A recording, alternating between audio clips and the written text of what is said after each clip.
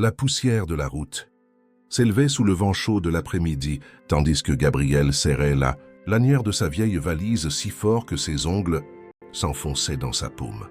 Elle n'avait que 7 ans, mais ses yeux portaient une tristesse qui ne correspondait pas à l'enfance.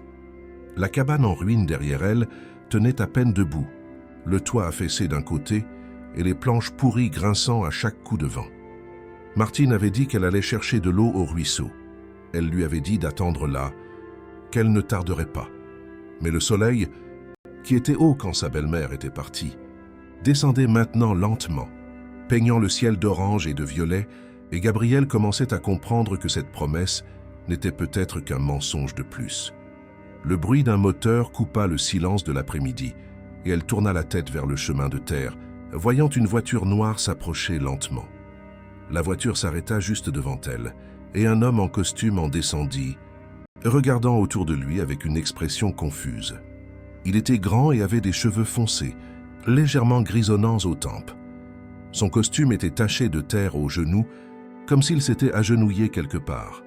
Antoine s'approcha lentement et s'accroupit devant la fillette, tendant sa main ouverte dans l'air entre eux. Sa main resta là, immobile, attendant, tandis que Gabrielle le fixait sans bouger. « Tu es seul ici ?» demanda-t-il d'une voix basse et calme, comme s'il craignait d'effrayer un oiseau. Gabrielle hocha lentement la tête sans le quitter des yeux. Son cœur battait vite dans sa poitrine, et la peur se mêlait à une étrange curiosité, car les yeux de cet homme étaient différents. Ils avaient quelque chose qu'elle n'avait jamais vu chez les adultes qu'elle connaissait, quelque chose qui semblait à la fois honnête et fatigué. « Et la personne qui t'a amené, où est-elle » continua Antoine, regardant autour de lui, cherchant quelqu'un entre les arbres et la route vide. « Elle est partie », répondit Gabrielle, sa voix trop faible, presque emportée par le vent. L'homme prit une profonde inspiration et regarda la cabane détruite, puis les sacs en toile abandonnés sur le sol, et finalement la vieille valise que la fillette tenait, comme si c'était la seule chose qui lui restait au monde.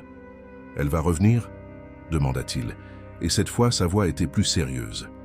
Gabrielle mit du temps à répondre, car elle ne connaissait pas la vraie réponse. « Je ne sais pas », murmura-t-elle en regardant ses propres pieds nus couverts de terre. Antoine resta silencieux un moment, la regardant avec une expression mêlant colère contenue et profonde tristesse. « Quel est ton nom ?» demanda-t-il, changeant de ton pour quelque chose de plus léger. « Gabrielle », répondit-elle doucement. « Gabrielle, quel joli nom !» dit-il avec un petit sourire. « Je m'appelle Antoine, et je ne te laisserai pas seul ici, je ne peux pas faire ça. » Sa voix était ferme, chargée d'une décision déjà prise. Elle le regarda sans vraiment comprendre ce que cela signifiait, car personne ne lui avait jamais dit quelque chose de pareil auparavant. Antoine se leva lentement, faisant craquer son genou, et tendit à nouveau sa main, paume ouverte vers le haut. « Viens avec moi. Je vais t'emmener dans un endroit sûr, où tu pourras manger et dormir correctement, » dit-il. Gabrielle regarda la grande main calleuse, puis la cabane derrière elle. L'endroit était horrible, froid et sentait le moisi, mais c'était le seul qu'elle connaissait pour l'instant. « Et si elle revient et ne me trouve pas ?» demanda Gabrielle, la voix tremblante de peur. Antoine inspira profondément et s'accroupit à nouveau, se mettant à sa hauteur. « Si elle revient, je lui expliquerai où tu es et comment te trouver. Mais maintenant, tu as besoin de nourriture, d'un endroit chaud et de quelqu'un qui prenne soin de toi comme tu le mérites, » dit-il en la regardant droit dans les yeux. Gabrielle sentit ses yeux lui piquer et sa gorge se serrer, comme si quelque chose y était coincé. Elle voulait croire cet homme en costume sale, mais elle avait appris de la pire des manières à ne pas faire confiance aux promesses. « Tu le promets vraiment ?» demanda-t-elle d'une voix ténue. « Je le promets, Gabrielle. Je promets que je prendrai soin de toi, » répondit Antoine, et cette fois elle sentit qu'elle pouvait le croire. Elle lâcha lentement la valise, la laissant tomber sur le sol de terre, et posa sa petite main tremblante dans la sienne, qui se referma doucement, comme si elle était faite de verre. Antoine prit la valise de l'autre main, sentant son poids trop léger pour une vie entière, et commença à marcher vers la voiture noire, tirant doucement Gabrielle, qui trébuchait sur les cailloux du chemin. La voiture était grande et brillante, et semblait déplacée dans cet endroit de terre sèche et d'abandon. Antoine ouvrit la porte arrière et posa la valise sur le siège avec précaution. « Montez ici devant avec moi, » dit-il en désignant le siège passager. Gabrielle monta avec difficulté car ses jambes étaient trop courtes. Et lorsqu'elle réussit enfin à s'asseoir, elle sentit le cuir souple sous elle, si différent de tout ce qu'elle avait touché. Antoine entra de l'autre côté et alluma le moteur qui ronronna doucement et régulièrement. « Tu as faim ?» demanda-t-il en attachant sa ceinture de sécurité. Gabrielle hocha la tête, car elle avait très faim. Antoine prit un sac en papier qui était sur le tableau de bord et le lui tendit. « Il y a des biscuits à l'intérieur, tu peux manger autant que tu veux, » dit-il avec un petit sourire.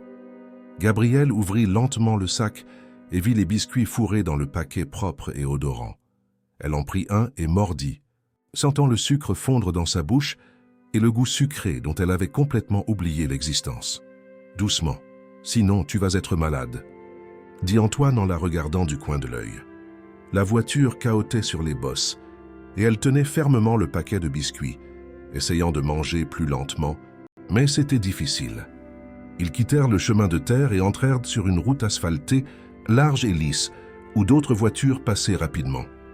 Gabrielle regardait tout par la fenêtre, les yeux écarquillés, voyant les maisons apparaître peu à peu, d'abord petites et simples, puis plus grandes et plus belles. « Où allons-nous » demanda-t-elle en s'essuyant la bouche avec le dos de la main. « Chez moi » répondit Antoine, gardant les yeux sur la route. La voiture tourna dans une rue large et arborée et s'arrêta devant une immense maison avec de grandes fenêtres et un porche éclairé. « Tu habites ici » demanda-t-elle incrédule sans pouvoir fermer la bouche. « Oui, j'y habite » répondit Antoine, entrant lentement et se garant dans le garage. Il descendit et se dirigea vers son côté, ouvrant la porte et tendant à nouveau la main. « Viens, je vais te montrer la maison et la chambre où tu vas dormir aujourd'hui, » dit-il. Gabrielle descendit de la voiture, sentant ses jambes trembler de fatigue et de nervosité. Ils entrèrent par la porte de la cuisine et elle resta immobile, regardant tout bouche bée. La cuisine était plus grande que toute la cabane. Il y avait une grande table en bois avec 6 chaises, des casseroles brillantes suspendues et un immense réfrigérateur. « Tu as vraiment faim, n'est-ce pas ?» dit Antoine lorsqu'il entendit son estomac gargouiller bruyamment. Il ouvrit le réfrigérateur et sortit des bocaux en verre, commençant à réchauffer du riz, des haricots et de la viande dans une casserole. L'odeur devint plus forte et elle sentit sa bouche s'emplir d'eau. Antoine servit une portion généreuse dans une assiette creuse et la plaça devant elle, avec une fourchette et un verre de jus d'orange glacé. « Mange doucement pour ne pas être malade, d'accord ?» dit-il en s'asseyant de l'autre côté de la table. Gabrielle prit la fourchette d'une main tremblante et commença à manger, sentant le goût de la nourriture chaude qu'elle n'avait pas ressenti depuis si longtemps. Chaque bouchée semblait guérir un petit morceau de la douleur qui était enfermée en elle. Quand elle eut fini, Antoine prit l'assiette et l'emporta à l'évier. « Maintenant, je vais te montrer où tu vas dormir et demain, nous parlerons du reste, » dit-il en s'essuyant les mains. Elle le suivit, traversant un salon immense, montant un large escalier jusqu'au premier étage où il y avait un couloir avec plusieurs portes. Antoine en ouvrit une au bout et alluma la lumière, révélant une chambre avec un lit double recouvert d'une couette bleu clair, un bureau et une grande fenêtre avec des rideaux blancs. « Tu peux rester ici pour l'instant. La salle de bain est la porte juste à côté, » dit-il en désignant. « C'est vraiment vrai ?» demanda-t-elle en se tournant pour le regarder, les yeux brillants. « C'est vrai, Gabrielle. Cette chambre est à toi tant que tu es ici, » confirma Antoine. « Demain, nous réglerons le reste, mais maintenant tu as besoin de prendre un bain et de te reposer. » Gabrielle se tourna vers lui et pour la première fois depuis qu'elle avait été abandonnée, elle eut envie de pleurer, non de tristesse, mais de quelque chose qui ressemblait à de l'espoir. « Merci, » dit-elle, la voix défaillante. Antoine sourit et posa légèrement sa main sur son épaule. « Tu n'as pas à me remercier, Gabrielle. Tu mérites d'être dans un endroit sûr, » répondit-il. Il sortit et revint avec une serviette et un grand t-shirt qu'elle pouvait utiliser pour dormir. Elle entra dans la salle de bain et alluma la douche, sentant l'eau chaude couler sur son dos, lavant toute la saleté.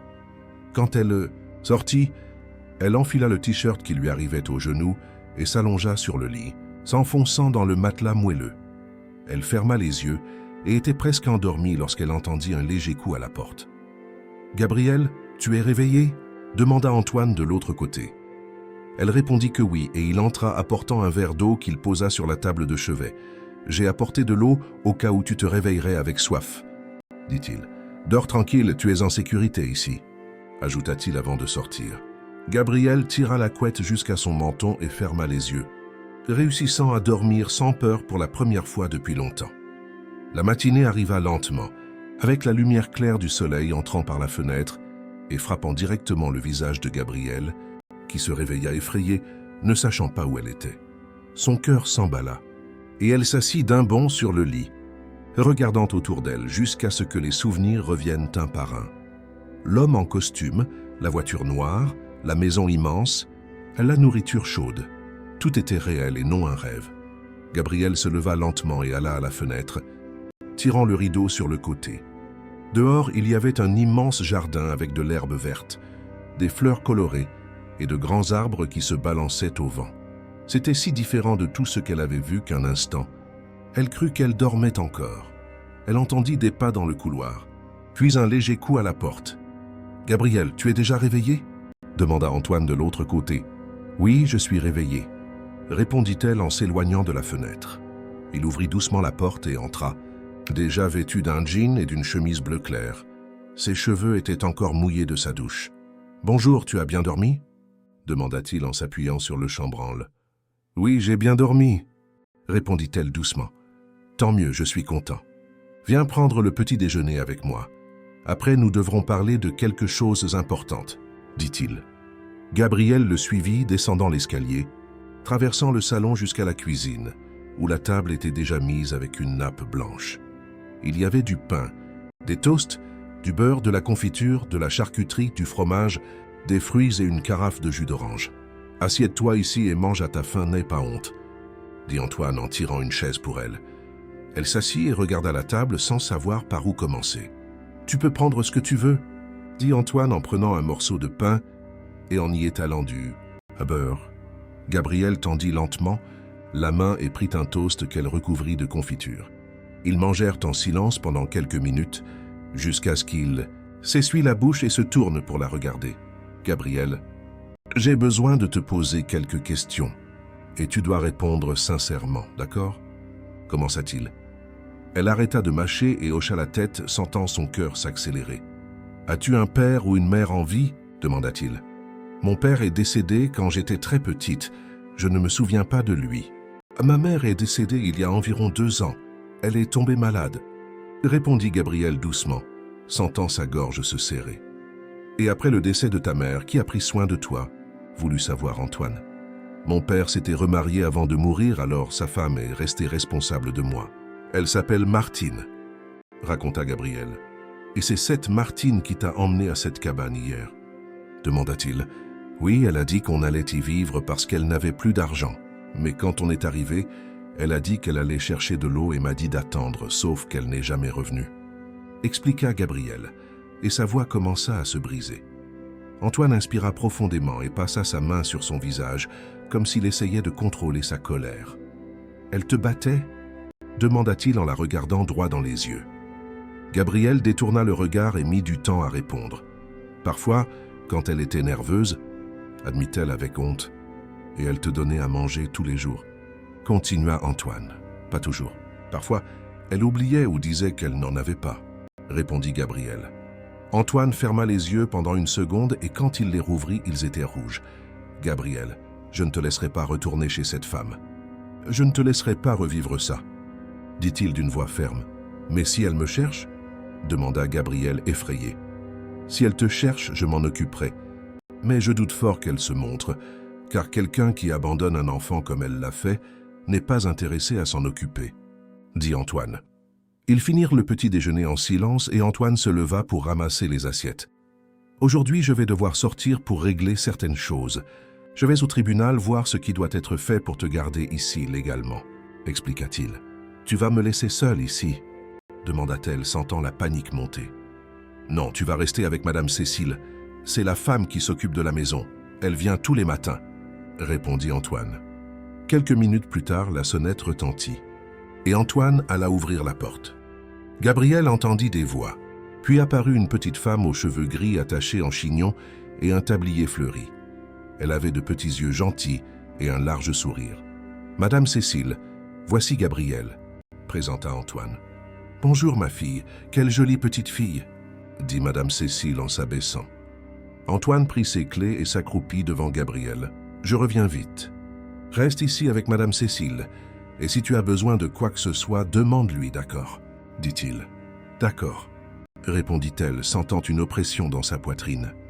Il sortit, et Gabrielle resta immobile au milieu de la cuisine, regardant Madame Cécile qui sourit. « Viens, ma fille, je vais te montrer toute la maison, » dit-elle en tendant la main. Madame Cécile lui montra chaque pièce de la maison, parlant de chaque détail. « Cette maison est très grande, » commenta Gabrielle, impressionnée. « Oui, elle l'est. Antoine vit ici seul depuis environ 3 ans, depuis le décès de sa mère. » raconta Madame Cécile. « Il n'a plus personne d'autre » demanda Gabrielle. « Il a un frère plus jeune qui vit dans une autre ville, mais ils ne se parlent pas beaucoup, » expliqua Madame Cécile. « Maintenant, dis-moi, aimes-tu cuisiner ?» demanda-t-elle. « Je n'ai jamais vraiment cuisiné, » admit Gabrielle. « Alors aujourd'hui, tu vas apprendre. Je vais faire un gâteau au chocolat et tu vas m'aider, » dit Madame Cécile enthousiaste.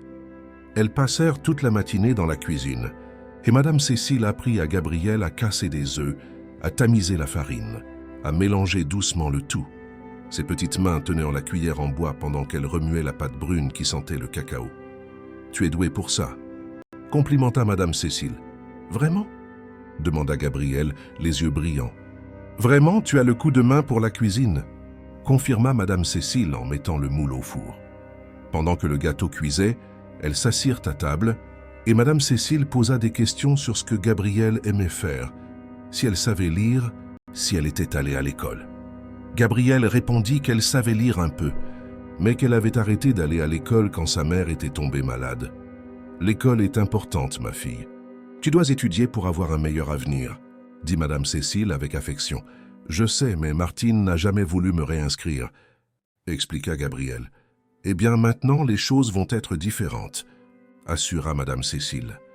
L'odeur du gâteau emplit la maison et lorsque le minuteur sonna, Madame Cécile sortit le moule, montrant un gâteau parfait, haut et moelleux. « Regarde comme il est beau, » dit-elle fièrement. Le bruit de la porte du garage résonna, et Antoine entra dans la cuisine portant 2 grands sacs. Il s'arrêta en voyant le gâteau et sourit. « Quelle bonne odeur !»« Qui a fait ça ?» demanda-t-il. « Gabrielle m'a aidé, » répondit Madame Cécile. « Vraiment ? Il est magnifique, » dit Antoine en la regardant. Gabrielle sentit ses joues chauffer. « J'ai apporté quelques affaires pour toi, » dit Antoine en posant les sacs sur la table. Gabrielle s'approcha et vit qu'à l'intérieur, il y avait de nouveaux vêtements, des pantalons, des t-shirts, un manteau, des baskets, des chaussettes, tout à sa taille. « Tout ça, c'est pour moi ?» demanda-t-elle incrédule. « Tout. J'ai demandé de l'aide au magasin et ils ont préparé quelques articles, » expliqua Antoine. « Mais ça a dû coûter cher, » dit Gabrielle inquiète. « Ne t'inquiète pas pour ça, tu avais besoin de nouveaux vêtements, » répondit-il. « Va les essayer et vois si ça te va, » encouragea Antoine. Gabrielle prit les sacs et monta en courant dans sa chambre. Elle essaya chaque pièce, et tout lui allait parfaitement. Elle redescendit, vêtue d'un jean et d'un t-shirt rose avec un dessin d'étoile. « C'est parfait, » dit Antoine quand il la vit. « Merci, » le remercia Gabrielle, réussissant à le regarder dans les yeux. Ils déjeunèrent ensemble, et Madame Cécile avait préparé du riz, des haricots, des pommes de terre, de la salade et du poulet rôti. Tout était délicieux. Après le déjeuner, Antoine dit qu'il avait besoin de lui parler à nouveau. « Gabrielle, ce matin, je suis allé au tribunal et j'ai parlé à quelques personnes de ta situation. » commença-t-il. « Et qu'est-ce qu'ils ont dit ?» demanda-t-elle nerveuse. « Ils ont dit que pour que tu puisses rester ici avec moi légalement, je dois déposer une demande de garde provisoire. Cela signifie que la justice va t'autoriser à vivre ici pendant qu'ils enquêtent, » expliqua Antoine. « Et s'ils décident que je dois retourner chez Martine ?» demanda Gabrielle, sentant la peur l'étreindre. « Je ferai tout pour que cela n'arrive pas. Je vais engager un avocat et je montrerai que tu ne peux pas y retourner, » assura Antoine. « Tu veux vraiment que je reste ici ?» demanda-t-elle d'une voix basse. « Oui, je le veux, Gabrielle.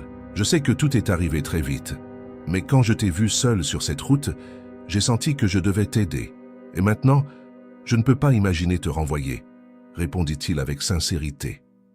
Je veux rester ici avec toi, dit-elle, et sa voix fut ferme pour la première fois. Antoine sourit et lui caressa la tête avec affection. Alors c'est décidé, tu vas rester ici et nous allons tout régler correctement, dit-il avec détermination. Les jours suivants passèrent à une vitesse étrange. Gabrielle se réveillait. Dans sa chambre confortable, descendait prendre le petit déjeuner avec Antoine, qui lui demandait toujours comment elle avait dormi.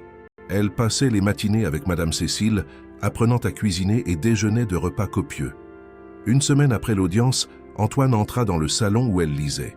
« Gabrielle, demain, nous avons une audience au tribunal. C'est une réunion avec un juge qui va décider de la garde, » expliqua-t-il. « Je vais devoir y aller ?» demanda-t-elle, sentant son estomac se nouer.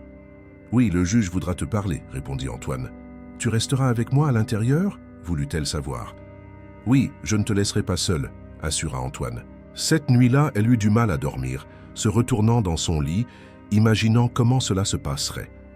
Quand le soleil commença à se lever, elle était déjà réveillée. Elle entendit Antoine dans le couloir et descendit, le trouvant dans la cuisine. « Tu as réussi à dormir ?» demanda-t-il. « Plus ou moins, » admit-elle. « Tout ira bien, fais-moi confiance, » dit-il avec un sourire. Ils montèrent dans la voiture et le trajet dura 40 minutes. Le bâtiment du tribunal était grand et ancien, avec des colonnes à l'avant. Antoine lui tint la main pendant qu'ils montèrent les marches, et Gabrielle serra ses doigts avec force. À l'intérieur, il y avait beaucoup de gens qui allaient et venaient. Antoine parla à une dame, et ils montèrent en ascenseur, arrivant dans un couloir silencieux. « C'est ici », dit Antoine en s'arrêtant devant une porte. Ils entrèrent dans une petite salle d'attente et s'assirent. Après 20 minutes, une femme appela le nom d'Antoine, et ils la suivirent dans un couloir jusqu'à une pièce plus petite, avec une table ronde. La femme dit que le juge allait arriver bientôt. La porte s'ouvrit et un homme d'une 60aine d'années, aux cheveux gris et aux lunettes, entra. Il portait une robe noire et tenait une mallette. Derrière lui vint une femme plus jeune. « Bonjour, je suis le juge Henri et voici la Drepauline, » dit-il en s'asseyant. « Tu es Gabrielle, n'est-ce pas ?» demanda-t-il en la regardant avec un sourire aimable. « Oui, monsieur, » répondit-elle doucement. « Tu n'as pas besoin de m'appeler monsieur, tu peux m'appeler Henri, » dit-il, essayant de la mettre plus à l'aise. Le juge Henri ouvrit la mallette et en sortit quelques papiers qu'il organisa sur la table. « Monsieur Antoine, pouvez-vous expliquer comment vous avez rencontré Gabrielle ?» demanda-t-il. Antoine raconta toute l'histoire depuis le moment où il rentrait d'une réunion et avait vu Gabrielle seule à côté de la cabane. Il expliqua qu'il s'était arrêté pour savoir si elle allait bien et avait découvert qu'elle avait été laissée là. Il raconta qu'il l'avait ramenée chez lui parce qu'il ne pouvait pas la laisser dans cet endroit dangereux. Le juge écoutait en silence, prenant des notes. Quand Antoine eut fini, il se tourna vers Gabrielle. « Maintenant, j'ai besoin de te parler, Gabrielle, ça va ?» demanda-t-il. « Oui, » répondit-elle. « Raconte-moi comment était ta vie avant d'aller à cette cabane ?» demanda le juge. Gabrielle inspira profondément et commença à parler d'une voix basse mais ferme. Elle raconta que sa mère était décédée il y a 2 ans et que depuis, elle était restée avec sa belle-mère qui ne l'aimait pas. Elle raconta que souvent, elle n'avait rien à manger et qu'elle était battue quand elle tardait à faire les tâches. Le juge écoutait attentivement sans l'interrompre et ses yeux devenaient plus tristes à chaque phrase. « Et le jour où tu es allé à la cabane, que s'est-il passé exactement ?» demanda-t-il. Martine a dit qu'on allait y vivre parce qu'elle n'avait plus d'argent. Quand on est arrivé, elle m'a dit de descendre avec la valise et a dit qu'elle allait chercher de l'eau. Elle m'a dit d'attendre, mais elle n'est jamais revenue, expliqua Gabrielle, et sa voix commença à trembler.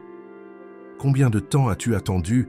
demanda la Drepauline. « Je ne sais pas exactement, mais le soleil était haut quand elle est partie, et il faisait presque nuit quand Antoine est arrivé, » répondit Gabrielle. « Et tu avais peur ?» continua la doctoresse. « J'avais très peur, je ne savais pas quoi faire, » admit Gabrielle. La Drepauline nota quelque chose et regarda le juge. « Gabrielle, réponds-moi sincèrement. Veux-tu retourner chez ta belle-mère » demanda le juge en la regardant droit dans les yeux. « Non, je ne veux pas y retourner, » répondit-elle sans hésiter. « Pourquoi » voulut-il savoir. « Parce qu'elle ne m'aime pas et j'ai peur d'elle et parce qu'elle m'a laissé seule et est partie, expliqua Gabrielle, sentant les larmes monter, mais elle réussit à se retenir. Et tu aimes être chez Antoine? Demanda le juge. J'aime beaucoup. Il est bon avec moi et me traite bien. Je me sens en sécurité là-bas, répondit-elle. Le juge échangea un autre regard avec la Dreupoline, puis regarda Antoine. Monsieur Antoine, comprenez-vous qu'assumer la garde d'un enfant est une responsabilité énorme? Demanda-t-il. Je le comprends parfaitement et je suis prêt pour cela, répondit Antoine sans hésiter. Avez-vous les moyens financiers de subvenir aux besoins de l'enfant? Continua le juge. Oui, je travaille comme ingénieur civil et j'ai un revenu stable, expliqua Antoine. Le juge prit quelques notes supplémentaires, puis ferma la mallette et retira ses lunettes.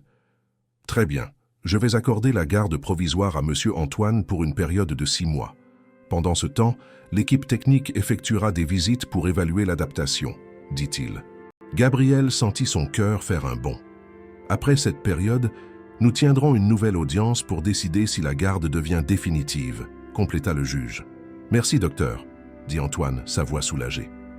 Quant à la belle-mère, nous allons informer la police pour la localiser et elle devra répondre d'abandon. Si elle est localisée, elle pourra contester la garde, mais étant donné qu'elle a abandonné l'enfant, les chances sont minimes, expliqua le juge. Le juge se leva et tendit la main à Antoine, qui la serra fermement.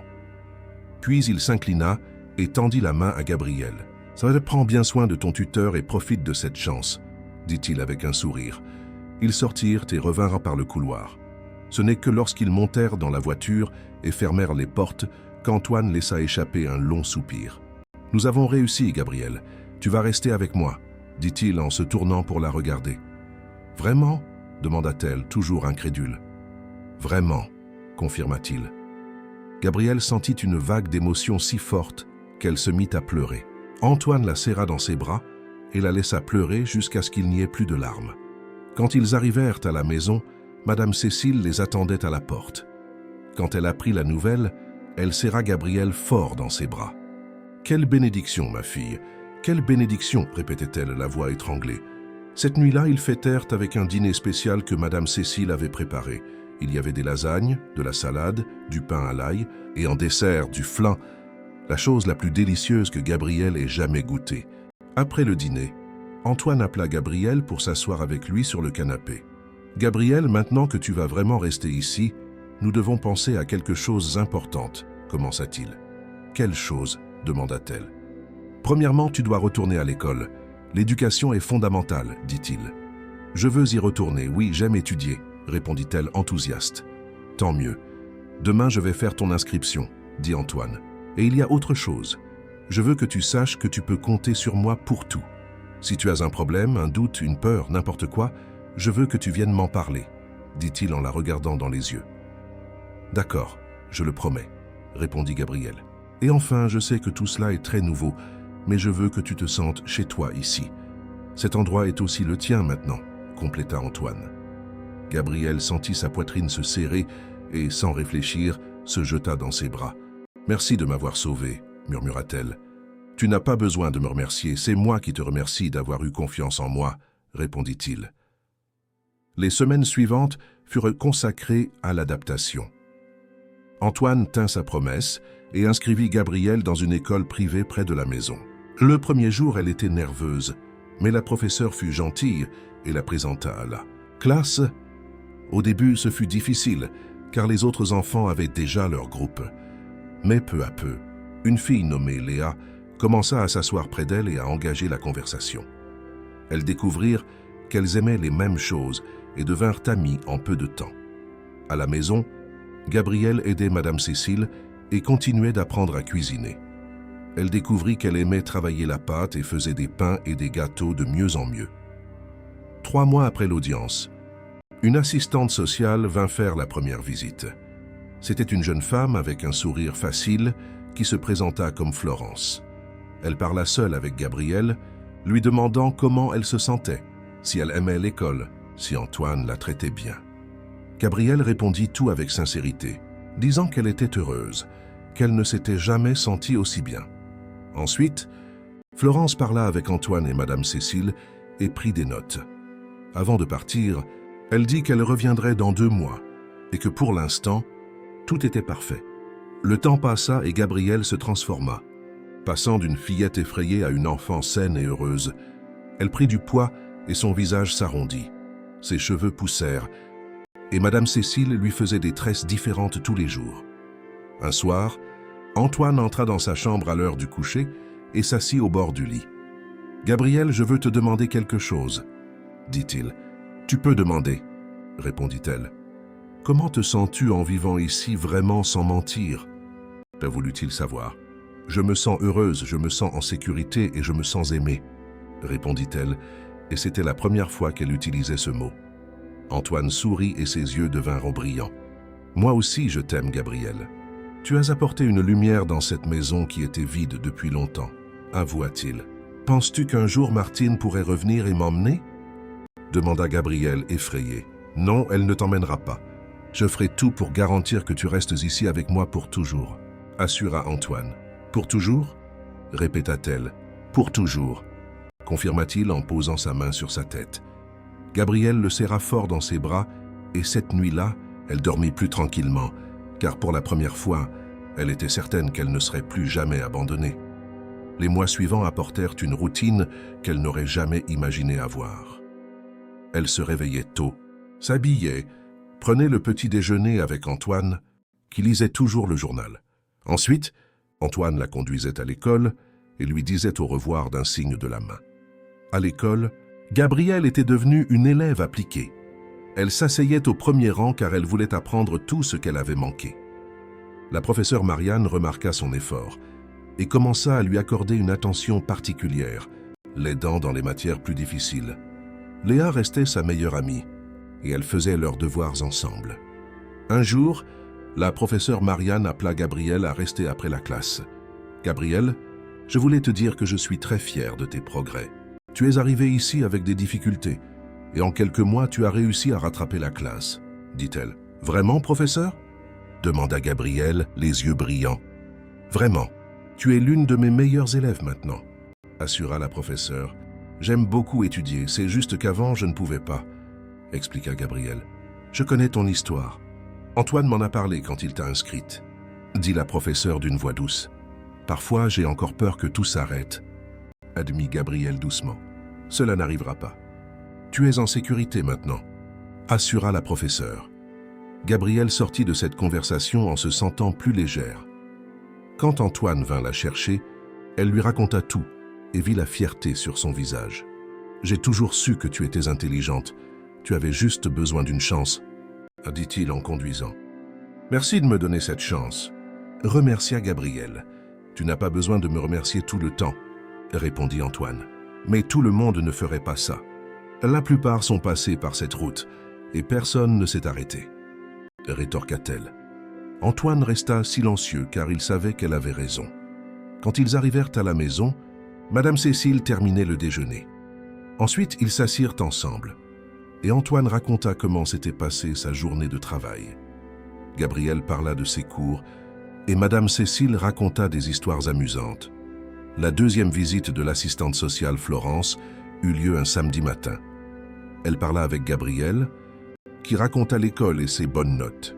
Elle parla avec Antoine, qui montra les bulletins et les photos des derniers mois. Elle parla avec Madame Cécile, qui ne tarissait pas d'éloges.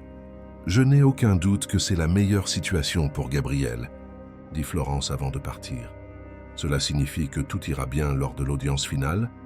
demanda Antoine. « Je vais rendre un avis extrêmement favorable, et étant donné que la belle-mère n'est jamais apparue, je dirais que les chances sont excellentes, » expliqua Florence. Antoine la remercia et ferma la porte. Il se retourna et vit Gabrielle debout, le regardant. « Tu as entendu ce qu'elle a dit ?» demanda-t-il. « Oui, j'ai entendu, » répondit Gabrielle. « Dans 3 mois, nous aurons l'audience finale, et après cela, tu seras officiellement ma fille, » dit Antoine, et c'était la première fois qu'il utilisait ce mot. Gabrielle sentit quelque chose exploser dans sa poitrine. Elle courut et sauta dans ses bras, et il la souleva en riant. « Ta fille pour de vrai ?» demanda-t-elle. « Pour de vrai. Je déposerai une demande d'adoption dès que la garde sera prononcée. » Confirma Antoine. « Je pourrais t'appeler papa ?» a voulu savoir Gabriel. Tu peux m'appeler comme tu veux, mais j'adorerais être appelé papa par toi, répondit-il d'une voix tremblante. Gabriel le serra fort et répéta doucement, testant le mot. Papa, dit-elle, et le mot sonna juste et vrai. Les 3 mois suivants furent consacrés à la préparation de l'audience finale. Antoine engagea un avocat spécialisé qui prépara tous les documents nécessaires. Il rassembla les rapports de l'école, les certificats médicaux, les photos des moments heureux, les témoignages de Madame Cécile et de la professeure Marianne. Gabrielle restait concentrée sur ses études et à la fin de l'année scolaire, elle reçut une mention honorable pour avoir obtenu les meilleurs résultats compte tenu de son point de départ. Lors de la cérémonie, elle monta sur scène pour recevoir le certificat et vit Antoine dans le public, les yeux brillants, applaudissant plus fort que quiconque. Les vacances d'été commencèrent et Antoine prit 2 semaines de congé pour faire un voyage avec Gabrielle. Ils allèrent à la plage et séjournèrent dans un petit hôtel face à la mer. Elle n'avait jamais vu l'océan et passa des heures à regarder les vagues se briser. Antoine lui apprit à nager dans les eaux peu profondes et elle rit tellement qu'elle avala de l'eau salée, mais elle ne s'arrêta pas de rire. Ils construisirent des châteaux de sable, marchèrent sur la plage en fin d'après-midi, mangèrent des glaces assis sur un banc. Un soir, alors qu'ils étaient sur le balcon à regarder les étoiles, Gabrielle posa une question qu'elle gardait en elle. « Est-ce que ça te manque de vivre seule ?» voulut-elle savoir. Antoine mit du temps à répondre. « Au début, j'ai cru que ça me manquerait. J'avais pris l'habitude de la solitude. Mais maintenant, je n'arrive pas à imaginer comment c'était avant ton arrivée, dit-il. Mais ta vie a beaucoup changé à cause de moi. » Insista Gabrielle. « Oui, elle a changé et pour le meilleur, » assura Antoine. « Comment ça, pour le meilleur ?» demanda-t-elle. « Parce qu'avant, j'existais seulement. Je me réveillais, je travaillais, je rentrais et je recommençais, sans but. Mais maintenant, j'ai une raison de me réveiller, expliqua-t-il. Je tiens beaucoup à toi, dit Gabrielle. Je sais et tu n'as aucune idée de ce que cela signifie, répondit Antoine en posant sa main sur sa tête. Ils revinrent du voyage bronzés et heureux. Madame. Cécile dit qu'il semblait être un autre duo. Les dernières semaines avant l'audience finale passèrent rapidement, et lorsque le jour arriva, Gabrielle était nerveuse mais pas effrayée comme la première fois. Ils entrèrent dans le bâtiment du tribunal, montèrent au même étage et furent appelés dans la salle où le juge Henri attendait déjà avec la Dreux Pauline et l'assistante sociale Florence. Il y avait aussi l'avocat qu'Antoine avait engagé. « Bonjour, nous allons donner suite au processus de garde de la mineure Gabrielle, » commença le juge. « J'ai lu tous les rapports et je dois dire que je suis impressionné par les progrès, » dit-il en regardant Gabrielle. « Comment te sens-tu, Gabrielle ?» demanda-t-il. « Je suis très heureuse, Henri, » répondit-elle. « Et tu veux continuer à vivre avec Antoine ?» demanda-t-il. « Je le veux beaucoup. Il est la meilleure chose qui me soit arrivée dans ma vie. » te répondit-elle sans hésiter. Le juge regarda les papiers puis Antoine. « Monsieur André, je vois ici que vous avez déposé une demande d'adoption, c'est bien cela ?» demanda-t-il. « Oui, monsieur, je souhaite adopter Gabrielle officiellement, » confirma André. « Et comprenez-vous que l'adoption est irréversible et que vous allez assumer tous les droits et devoirs d'un père ?» interrogea le juge. « Je le comprends parfaitement et c'est exactement ce que je veux, » répondit André. Le juge se tourna vers Florence. « Docteur Florence, quel est votre avis sur cette adoption ?» demanda-t-il. « Mon avis est entièrement favorable. J'ai rarement vu une adaptation aussi réussie. L'enfant est en bonne santé, heureuse, bien soignée et aimée, » répondit Florence. Le juge hocha la tête et regarda le docteur Pauline. « Et vous, quelle est votre évaluation psychologique ?» voulut-il savoir. « Mon évaluation est que Gabrielle a développé un lien affectif très fort avec André et que les séparer serait préjudiciable. Elle a enfin trouvé une stabilité, » expliqua le docteur Pauline. Le juge resta silencieux un instant, puis frappa son marteau sur la table, produisant un son sec. Compte tenu de tout ce qui a été présenté et considérant l'intérêt supérieur de l'enfant, j'accorde la garde définitive et autorise la procédure d'adoption. Monsieur André devient officiellement le père de Gabrielle, déclara-t-il. Gabrielle sentit les larmes couler et André la serra fort dans ses bras. Félicitations à vous deux. Prenez soin l'un de l'autre, dit le juge en se levant. Ils sortirent de cette salle avec un papier officiel qui changeait tout. Dans la voiture, André resta immobile sans démarrer le moteur fixant le document. « On a réussi », dit-il finalement. « On a réussi, papa », répéta Gabriel, et le mot sortit naturellement. Quand ils arrivèrent à la maison, ils trouvèrent une surprise. Madame Cécile avait organisé une petite fête avec l'aide de Léa et de sa mère. Il y avait des ballons colorés, un grand gâteau avec un glaçage, où était écrit « Félicitations à la famille ». Des amuse-gueules, du soda et des cadeaux. « Comment avez-vous su » demanda André surpris. « J'ai appelé Madame Cécile depuis le tribunal pour la prévenir », avoua Florence apparaissant derrière eux. Ce fut un après-midi de célébration. Gabrielle joua avec Léa dans le jardin pendant que les adultes discutaient. Elle ouvrit ses cadeaux et reçut des livres, des vêtements et un vélo rouge qu'André avait caché dans le garage. Quand la nuit tomba et que tout le monde fut parti, la maison retrouva son silence, mais c'était un silence rempli de promesses. Ce soir-là, André entra dans la chambre de Gabrielle et s'assit au bord du lit. « Papa, je peux te demander quelque chose ?» dit-elle. « Tu peux demander ce que tu veux, » répondit-il. « Pourquoi t'es-tu vraiment arrêté ce jour-là » voulut-elle savoir. André inspira profondément et regarda par la fenêtre. « Je me suis arrêté parce que ma mère m'a toujours appris qu'on ne doit pas tourner le dos à ceux qui ont besoin d'aide. Elle disait que chaque personne qui croise notre chemin est là pour une raison, » expliqua-t-il. « Ta mère devait être une très bonne personne, » commenta Gabrielle. « Elle l'était. Elle était incroyable. Et je pense qu'elle serait très fière de savoir que je t'ai trouvé, » dit André, la voix nouée. « Tu crois qu'elle nous regarde de là-haut » demanda Gabrielle. « J'en suis certain. » Et elle sourit, répondit-il. Gabrielle se blottit et, avant de s'endormir, dit une dernière chose.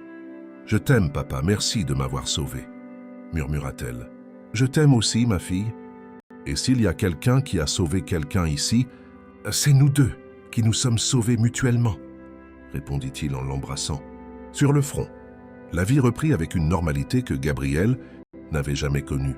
La nouvelle année scolaire commença et elle passa à la classe supérieure avec confiance. Ses notes restaient excellentes et son enseignante, Marianne, la complimentait toujours. Léa était toujours sa meilleure amie et elles passaient les week-ends ensemble. André continuait de travailler, mais organisait ses horaires pour être plus présent. Il partait plus tôt pour aller chercher Gabrielle, et quand il avait des réunions importantes, Madame Cécile prenait le relais. Les week-ends, ils faisaient des sorties ensemble, cinéma, parc, centre commercial, ou restaient à la maison à regarder la télévision.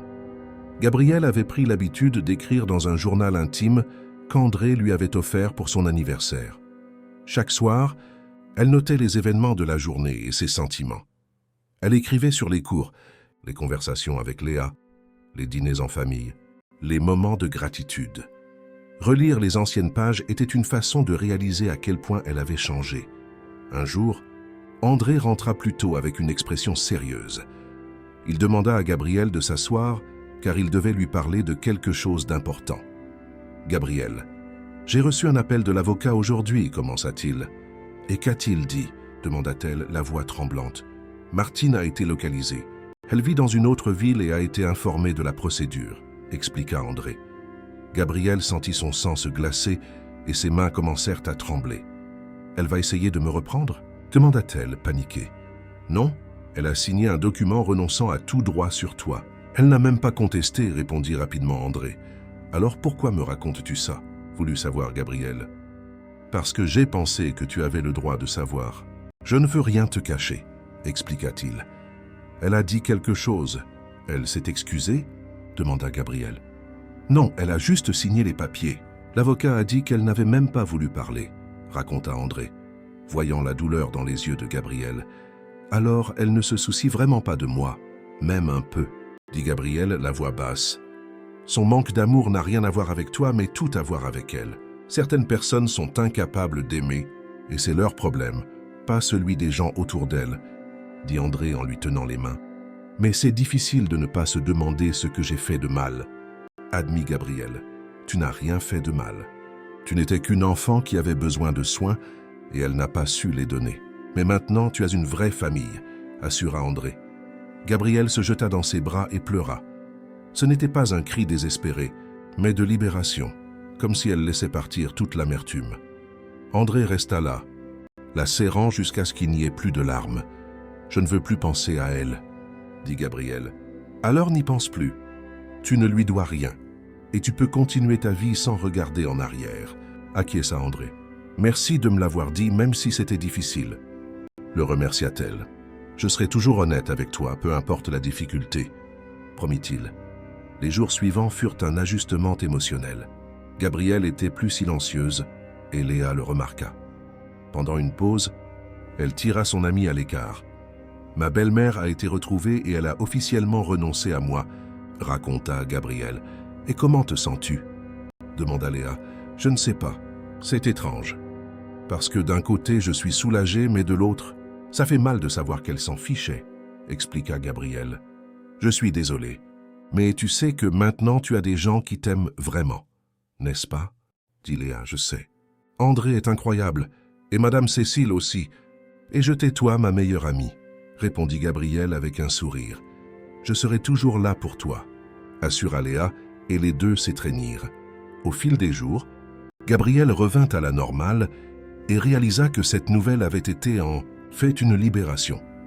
Savoir qu'il n'y avait plus aucun lien signifiait qu'elle pouvait enfin clore ce chapitre et se concentrer sur le présent et l'avenir. Elle recommença à écrire dans son journal plus fréquemment, et les mots étaient pleins d'espoir et de projets. L'hiver passa et le printemps arriva, apportant de nouvelles fleurs dans le jardin, et des jours plus longs. Gabrielle avait grandi de quelques centimètres, et André dut lui acheter de nouveaux vêtements. Elle avait 10 ans maintenant, et commençait à développer ses propres centres d'intérêt, découvrant qu'elle aimait dessiner, et qu'elle avait un talent pour créer des personnages et des décors imaginaires. André l'inscrivit à un cours de dessin le samedi dans une école d'art près de chez eux. Au début, elle était timide parce que tout le monde semblait mieux dessiner. Mais le professeur, qui s'appelait Julien, remarqua son talent et commença à l'encourager, lui montrant de nouvelles techniques. « Tu as un regard unique, Gabrielle. Ta façon de voir le monde est différente et spéciale, » dit Julien lors d'un cours. « Merci, professeur, » le remercia-t-elle en rougissant. « Je suis sérieux. Tu devrais continuer à développer cela, » insista-t-il. Gabrielle ramena ses mots à la maison et montra ses dessins à André, qui fut impressionné. Il encadra quelques-uns des meilleurs et les accrocha au mur de son bureau, disant qu'il voulait voir son travail tous les jours. Ce geste fit que Gabrielle se sentit valorisée d'une manière qu'elle n'avait jamais connue. Les mois passèrent et la routine restait solide. Les notes se maintenaient au sommet et elle était devenue une référence dans sa classe. André recevait des éloges au travail et avait été promu chef de projet, ce qui signifiait plus de responsabilités, mais aussi plus d'argent. Un soir, André appela Gabrielle pour une conversation sérieuse après le dîner. Il s'assirait sur le canapé et il semblait nerveux, jouant avec ses mains. « Gabrielle, j'ai quelque chose à te dire et je ne sais pas trop comment tu vas réagir, » commença-t-il. « Tu peux parler, papa, qu'est-ce qu'il y a ?» l'encouragea-t-elle. « J'ai rencontré quelqu'un, » dit-il finalement. Gabrielle resta silencieuse, traitant l'information. Elle n'avait pas envisagé la possibilité qu'André s'implique avec quelqu'un, car il avait toujours semblé qu'il se suffisait à eux deux. « Rencontrer comment ?» demanda-t-elle. « Une collègue de travail. Elle s'appelle Patricia, et on a déjeuné ensemble, plusieurs fois. J'ai réalisé que je l'appréciais beaucoup, » expliqua André. « Et tu veux sortir avec elle ?» voulut savoir Gabrielle. « J'aimerais bien, oui, mais seulement si tu es à l'aise, car tu es ma priorité toujours, » assura-t-il. Gabrielle réfléchit à ce qu'elle ressentait. Sa première réaction avait été la peur d'être remplacée, mais quand elle regarda le visage d'André et vit son anxiété, elle réalisa qu'il se souciait vraiment de son opinion. « Tu mérites d'être heureux, papa. Si cette Patricia te rend heureux, alors je te soutiens, dit-elle. « Vraiment ?» demanda-t-il soulagé. « Vraiment. »« Promets-moi juste une chose, demanda Gabrielle. « Tout ce que tu voudras, répondit André. « Promets-moi que rien ne changera entre nous, dit-elle. « Je te promets que rien ne changera. Tu seras toujours ma fille et ma priorité, assura-t-il en la serrant dans ses bras. Quelques semaines plus tard, André invita Patricia à dîner à la maison. Gabrielle était nerveuse et avait aidé Madame Cécile à tout préparer, rendant la table jolie avec une nappe blanche, des serviettes pliées et des fleurs au centre. Quand la sonnette retentit, Elle inspira profondément et alla à la porte avec André. Patricia était une femme d'environ 35 ans, avec des cheveux châtains lisses, des yeux verts et un sourire doux. Elle tendit une boîte de chocolats à Gabriel. « Salut Gabriel, c'est un plaisir de te rencontrer. André parle beaucoup de toi, dit-elle d'une voix douce. « Salut, enchanté aussi, répondit Gabriel en prenant la boîte. Ils entrèrent et s'assirent dans le salon pour discuter. Patricia posa des questions sur l'école, sur ce que Gabriel aimait faire, sur ses dessins, et semblait sincèrement intéressée. Elle n'essaya pas de forcer l'intimité et respecta son espace, ce qui fit que la jeune fille se détendit peu à peu. Pendant le dîner, la conversation coula naturellement, et Gabriel réalisa que Patricia était intelligente et drôle, et qu'André souriait d'une manière différente quand il était près d'elle, un sourire plus léger et insouciant. Après le dessert, Patricia aida à débarrasser la table et, en partant, fit ses adieux à Gabriel avec une légère accolade. « Alors, qu'est-ce que tu en as pensé ?» demanda André après son départ. « Elle a l'air sympa. Je l'aime bien, » admit Gabriel. « Tant mieux, parce qu'elle t'a beaucoup aimé aussi, » dit André, soulagé. Les mois suivants apportèrent des changements subtils mais significatifs. Patricia commença à venir plus souvent, toujours respectueuse, n'essayant jamais d'assumer un rôle qui n'était pas le sien, mais toujours présente de manière positive. Elle emmenait Gabriel et Léa prendre une glace, aidait avec les devoirs de maths, regardait les films que Gabriel choisissait. Gabriel réalisa qu'elle ne se souciait pas de la présence de Patricia et commença même à apprécier de l'avoir près d'elle. C'était différent d'avoir une mère, car elle en avait déjà eu une et personne ne prendrait cette place. Mais c'était agréable d'avoir une autre figure féminine, adulte qui se souciait d'elle. Patricia, lui, enseignait des choses qu'André ne savait pas faire, comme les tresses, choisir des vêtements ou gérer les changements corporels qui commençaient à se produire. 1 an après leur rencontre, André appela Gabriel et Patricia pour une conversation spéciale. Ils s'assirent dans le salon et il tenait une petite boîte à la main. Gabriel savait déjà ce qui allait se passer et ressentit un mélange d'émotions. « Patricia, je t'aime et je veux passer le reste de ma vie avec toi. Veux-tu m'épouser ?» demanda André, ouvrant la petite boîte qui révélait une bague en or avec une pierre brillante. Patricia mit ses mains sur son visage et ses yeux se remplirent de larmes. Elle regarda André, puis Gabriel, comme si elle demandait la permission. Gabriel sourit et hocha la tête. « Oui, j'accepte, » répondit Patricia, et André lui passa la bague au doigt. Ils s'embrassèrent et Gabriel ressentit un bonheur sincère. Ensuite, André se tourna vers elle et lui prit les mains. « Gabriel, Patricia va faire officiellement partie de notre famille maintenant. Et je voulais savoir comment tu te sentais, dit-il. Je suis heureuse, papa. Patricia est une bonne personne et je sais qu'elle te rend heureux, » répondit Gabriel. « Et toi, Gabriel, je voulais que tu saches que je n'essaierai jamais de prendre la place de ta mère. Mais je veux vraiment faire partie de ta vie et être là pour tout ce dont tu auras besoin, » dit Patricia, la voix nouée. « Merci, Patricia. Je veux aussi que tu fasses partie de notre famille, » la remercia Gabriel. Les préparatifs du mariage commencèrent et Patricia tint à inclure Gabriel dans toutes les décisions. Elles choisirent ensemble les fleurs, le modèle du gâteau, le menu et même la robe de Gabriel, qui serait demoiselle d'honneur. Le jour du mariage arriva par un samedi matin ensoleillé. L'église était décorée de fleurs blanches et lilas.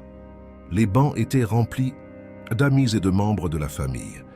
Gabriel était magnifique dans une robe lilas clair avec un nœud blanc et les cheveux attachés dans une coiffure que Patricia avait aidé à réaliser.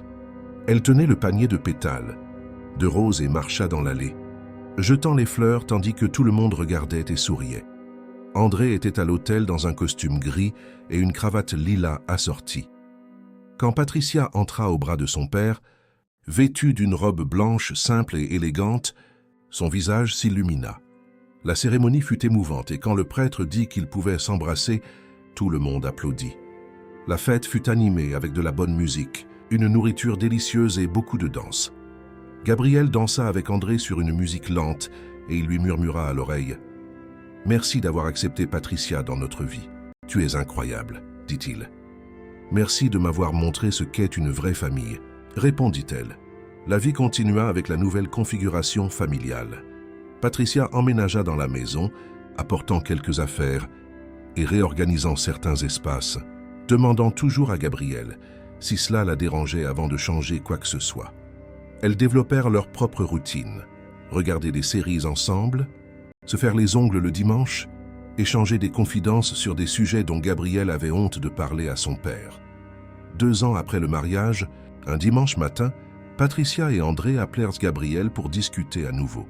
« Gabriel, nous avons une nouvelle à t'annoncer », commença André. « Quelle nouvelle ?»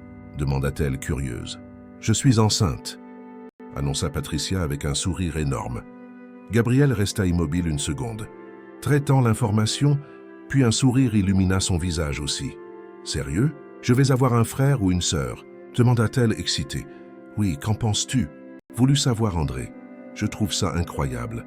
J'ai toujours voulu avoir un frère ou une sœur » répondit Gabriel en se levant et en les serrant tous les deux dans ses bras. Les mois de grossesse furent consacrés à la préparation. Gabriel aida à monter la chambre du bébé, peignant le mur en jaune. Elle pliait les petits vêtements, organisait les couches, lisait des livres sur les nouveau-nés. Quand ils découvrirent que ce serait une fille, Gabriel suggéra le prénom Alice, et Patricia et André adorèrent. Alice naquit un mardi matin très tôt, et quand Gabriel alla à l'hôpital pour rencontrer sa sœur, elle ressentit une vague d'amour si grande qu'elle fut surprise. Le bébé était minuscule, les yeux fermés et les poings serrés. Quand Gabriel la tint pour la première fois, sentant le poids léger dans ses bras, elle sut qu'elle protégerait cet enfant de toutes ses forces. « Salut Alice, je suis ta grande sœur et je prendrai soin de toi pour toujours », murmura-t-elle. André et Patricia regardaient, les yeux embués, et Madame Cécile, qui était également venue, pleurait d'émotion. C'était une scène parfaite d'une famille qui s'était formée de différentes manières, mais qui était réelle et forte. Gabrielle avait 13 ans maintenant et avait beaucoup mûri. Elle continuait d'avoir d'excellentes notes et aidait à la maison, s'occupant d'Alice quand ses parents en avaient besoin. Elle changeait les couches, préparait les biberons, berçait sa sœur quand elle pleurait. Elle découvrit qu'elle avait un don avec les enfants et qu'elle aimait prendre soin d'eux et enseigner. Un après-midi, alors qu'elle berçait Alice pour l'endormir, Patricia s'assit à côté d'elle. « Gabriel, je voulais te remercier, dit-elle. »« Me remercier pourquoi ?»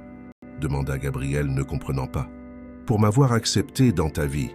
Je sais que ça n'a pas été facile, mais tu as choisi d'ouvrir ton cœur, expliqua Patricia. Tu méritais cette chance. Tu as toujours été gentille avec moi, répondit Gabriel. Et je veux que tu saches que je te considère aussi comme ma fille. Je sais que tu as déjà eu une mère et que personne ne la remplacera.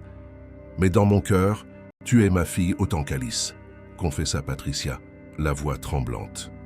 Gabriel sentit ses yeux picoter et passa son bras libre autour de Patricia dans une accolade latérale, faisant attention à ne pas réveiller Alice. « Merci de prendre soin de mon père et de prendre soin de moi aussi, » dit-elle. Ce soir-là, après avoir mis Alice au berceau, Gabriel alla dans sa chambre et ouvrit le vieux journal intime, qui était presque plein d'années de notes. Elle feuilleta les premières pages, lisant sur les jours difficiles, la peur, l'insécurité, puis passa aux pages récentes, pleines de gratitude, de joie, d'amour et d'espoir. Elle prit son stylo et commença à écrire une nouvelle entrée qui résumait tout ce qu'elle ressentait. Elle écrivit sur la façon dont sa vie avait complètement changé depuis ce jour sur le chemin de terre, sur la façon dont elle avait gagné un père qui l'aimait inconditionnellement, une belle-mère qui était devenue une seconde mère, une sœur qu'elle protégerait toujours. Elle écrivit sur la façon dont elle avait appris que la famille n'est pas seulement le sang, mais un choix, un engagement et un amour véritable. Elle écrivit sur la façon dont elle avait surmonté l'abandon et construit une nouvelle vie pleine de possibilités. Quand elle eut fini, elle ferma le journal et regarda par la fenêtre, voyant le jardin éclairé par la lumière de la lune. Elle pensa à tout ce qu'elle avait vécu, à quel point cela avait été difficile, mais aussi à quel point chaque larme, chaque peur, chaque moment d'incertitude en avait valu la peine. Car tout cela l'avait menée jusqu'ici, jusqu'à ce moment de paix complète. Elle descendit les escaliers et trouva André dans la cuisine, se faisant du café même s'il était tard. Tu n'arrives pas à dormir, demanda-t-elle. Alice a pleuré et maintenant je suis trop éveillé, expliqua-t-il. Je peux prendre un peu de café avec toi? Demanda Gabriel. Bien sûr. Viens t'asseoir et discutons un peu, accepta-t-il. Ils s'assirent à table, les tasses à la main, et restèrent dans un silence confortable jusqu'à ce que Gabriel le brise.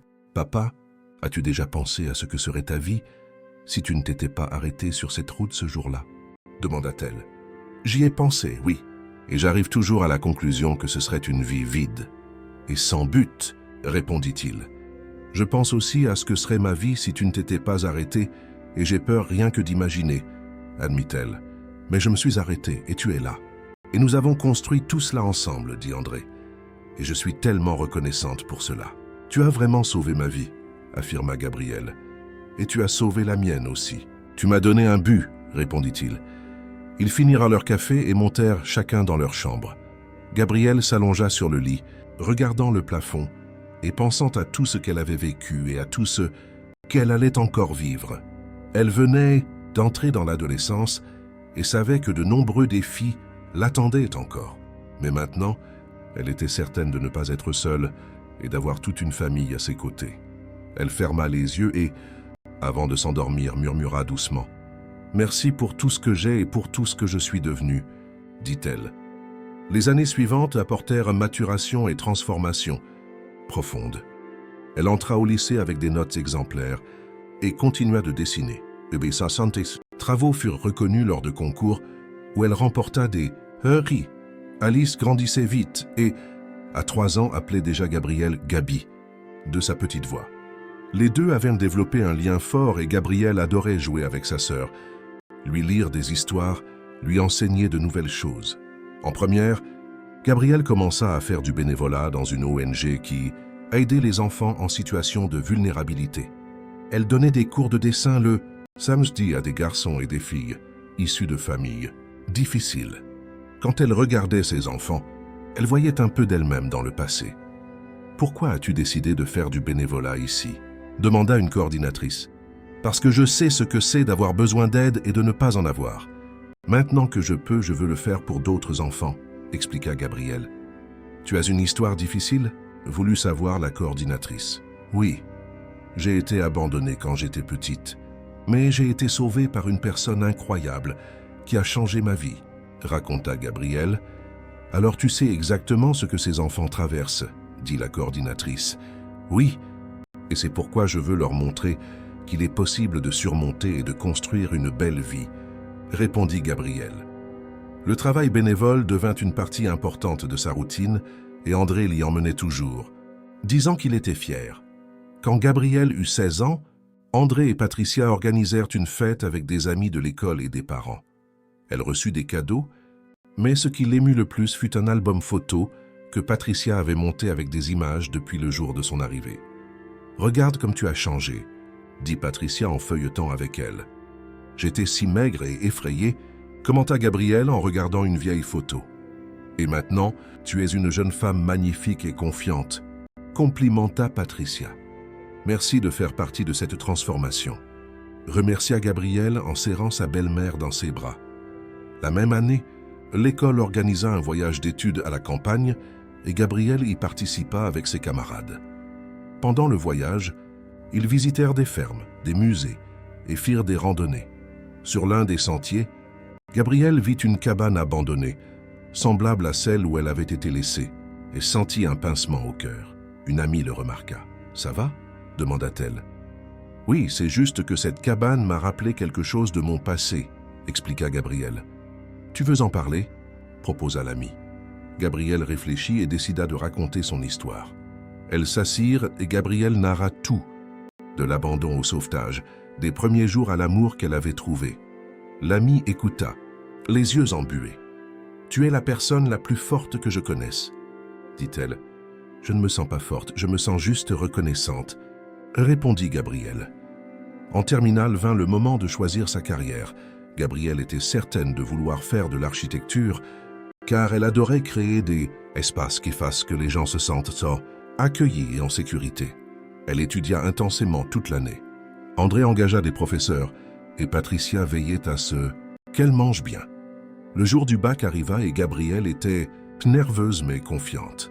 Elle répondit aux questions, sentant que tous ses efforts avaient porté leurs fruits. Quelques semaines plus tard, les résultats tombèrent et elle avait été reçue première. Quand elle vit son nom sur l'écran, elle cria de joie et courut le raconter. « J'ai été reçue première !» criait-elle en sautant. André et Patricia l'étreignirent ensemble, célébrant. Alice, qui avait 5 ans, sautait de joie aussi. « Je savais que tu y arriverais, » dit André, les yeux brillants. « Félicitations, ma fille. Tu mérites tout le bonheur du monde, » compléta Patricia. Ce soir-là, ils allèrent dîner dans un restaurant pour fêter ça. Gabrielle se sentit la personne la plus chanceuse en regardant les gens qu'elle aimait.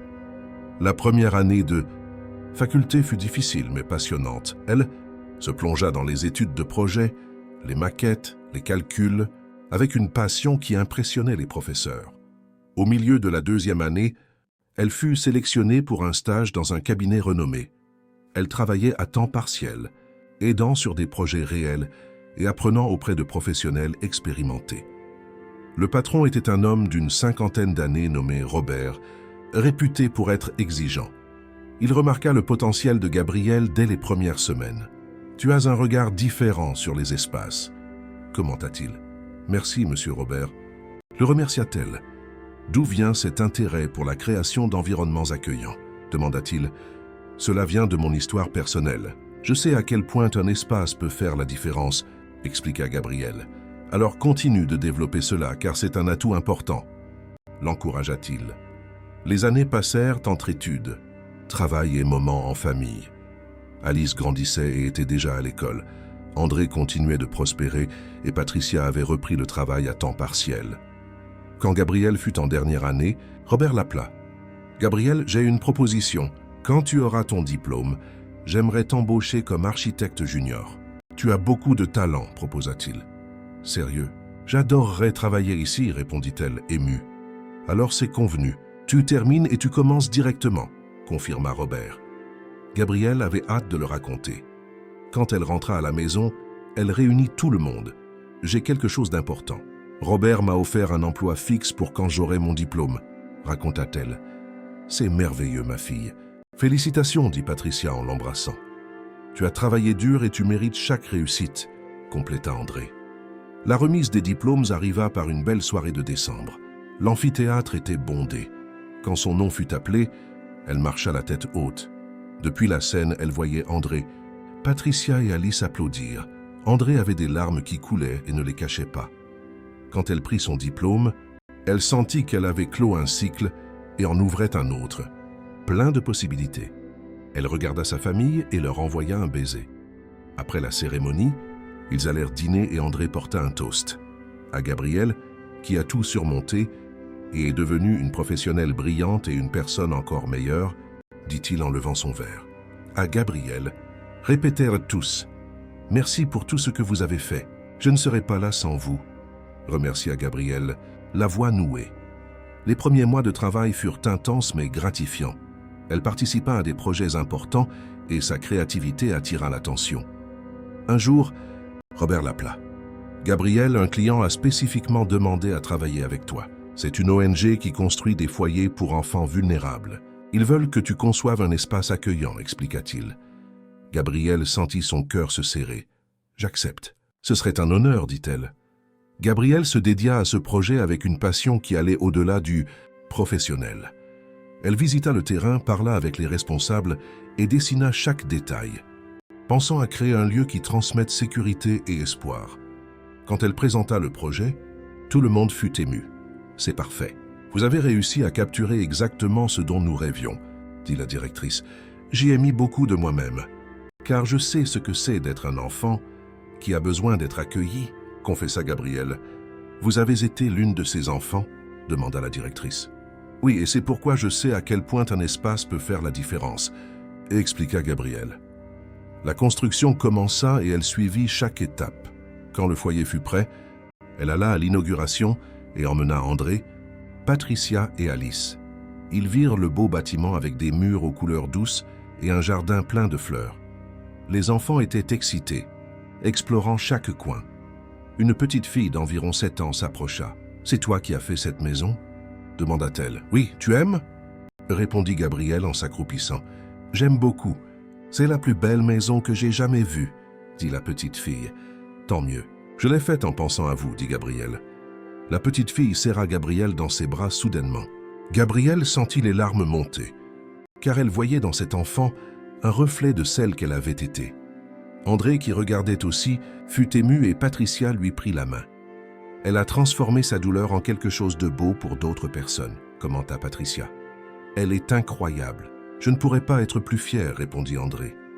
Les années suivantes, sa carrière décolla et elle se spécialisa dans les projets axés sur les enfants et les familles. Elle remporta des prix et de la reconnaissance, mais ne perdit jamais son essence.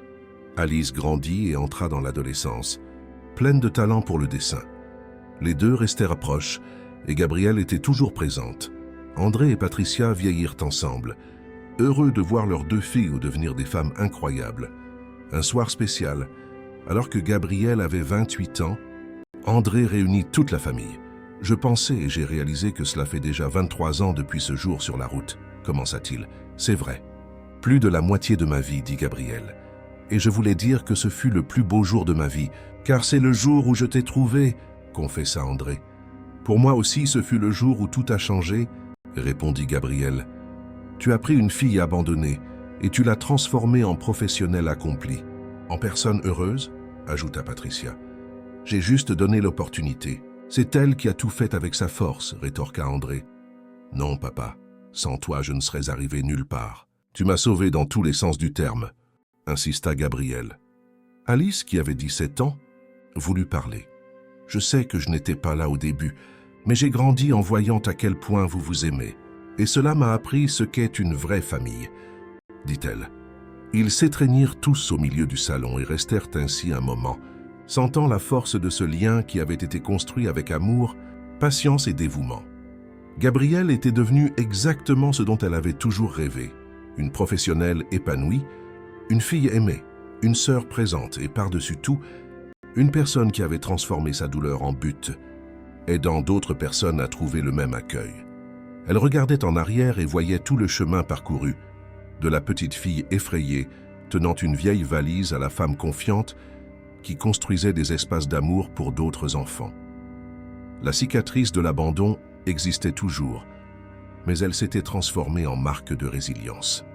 Elle n'était plus définie par ce qu'elle avait perdu, mais par tout ce qu'elle avait conquis et construit. Ce soir-là, avant de dormir, Gabrielle ouvrit l'ancien journal et lut les premières pages écrites d'une écriture tremblante.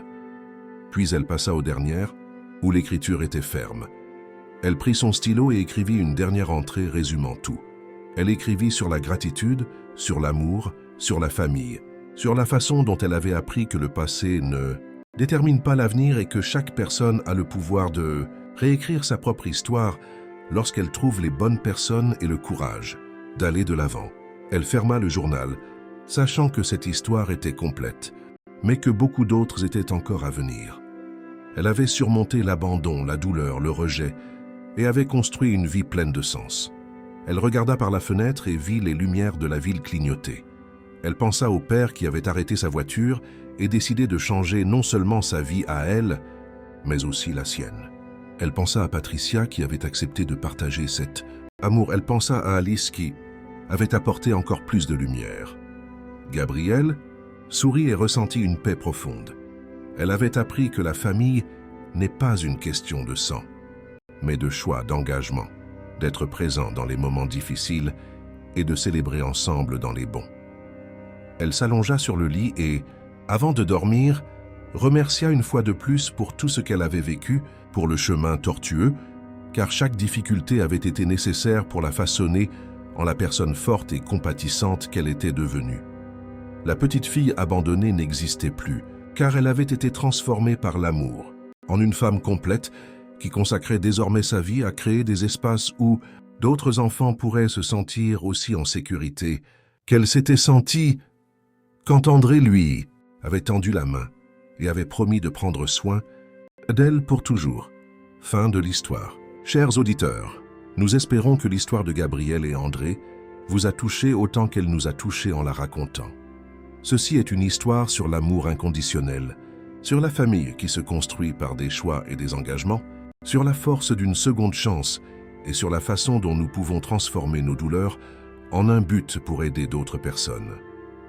Si vous avez été ému par ce parcours de résilience et d'amour familial, nous avons préparé une playlist spéciale avec des histoires tout aussi captivantes qui toucheront votre âme.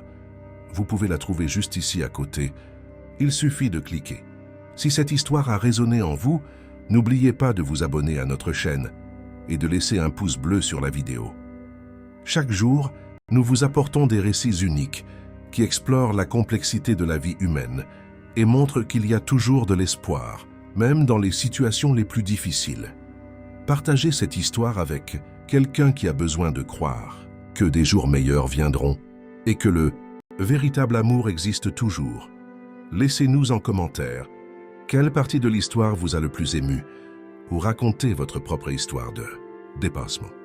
Nous lisons tous les commentaires et sommes très heureux de savoir que nos histoires font une différence dans vos vies.